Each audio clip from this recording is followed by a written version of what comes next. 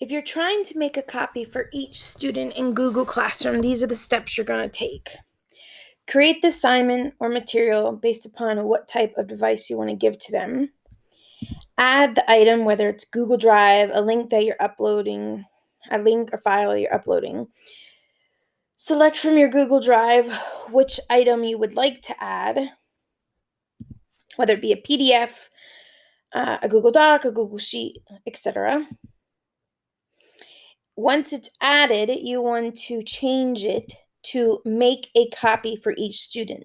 That way, each student has their very own copy to manipulate and write on based upon what you want to do.